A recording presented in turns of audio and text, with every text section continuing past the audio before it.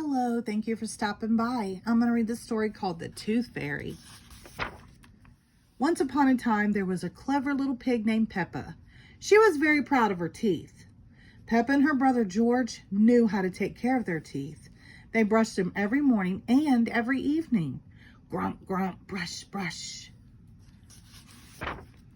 Peppa and George loved playing dentist. Peppa would pretend to be the dentist and George would be her assistant. George's toy dinosaur was the patient. "What lovely clean teeth you have, Mr. Dinosaur," Peppa smiled. "Grrr," said George. One day after playing their dentist game, Peppa and George were eating their dinner. Suddenly, something fell onto Peppa's plate. Clatter, clatter. It made Peppa jump. "What's that?" she asked. "Ho, ho, it's a tooth," Daddy Pig laughed. "But where's it from?" asked Peppa. "Why don't you look in the mirror?" said Mommy Pig. Peppa looked. She had a big gap in her teeth. "Oh no," Peppa cried. "Do we need to go see Dr. Elephant?" "Ho, ho, ho. No," said Mommy Pig. "It's just a baby tooth. It's meant to fall out." "A baby tooth? What's that?" asked Peppa. "A baby tooth is a tooth that falls out when you're young," explained Mommy Pig. "A new one will grow in its place." "What should I do with my baby tooth?" asked Peppa. "If you place it under your pillow, the tooth fairy will come. She will take your tooth and leave you a shiny new coin," said Mommy Pig. That evening, while Peppa watched television with her family, she kept thinking about the tooth fairy. "When I grow up, I want to be a tooth fairy," said Peppa. Daddy Pig chuckled. "What about you, George?" asked Daddy. George pointed at his dinosaur. "Dinosaur!" he growled. "Hee hee hee." "Come on, George," shouted Peppa. "We don't want to miss the tooth fairy."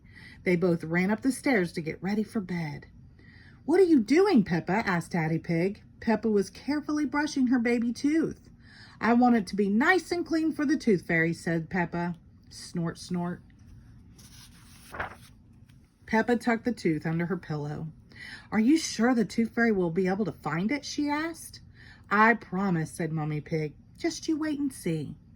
"Good night, Peppa and George." "Good night, Mommy." "Good night, Daddy." Hee hee hee. "I'm going to wait up all night for the tooth fairy," Peppa said. "George, let's not go to sleep." George smiled and nodded. Peppa waited and waited.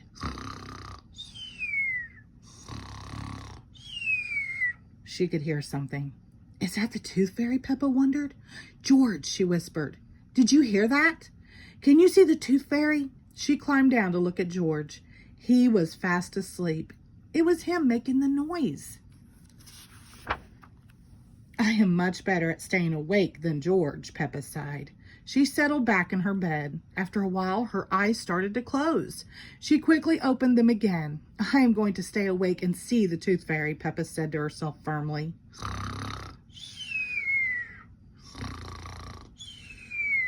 But soon she was asleep. Twinkle, twinkle. What was that? It was the tooth fairy. "Hello, Peppa," she whispered. "Would you like a coin in exchange for your tooth?" The tooth fairy gently took Peppa's tooth out from under the pillow and put a shiny coin in its place. "What a lovely clean tooth," the tooth fairy said. "Thank you very much." Flutter, flutter, flutter. The next morning, Peppa found the shiny coin under her pillow. "Mommy, the tooth fairy did come after all," she shouted, jumping up and down.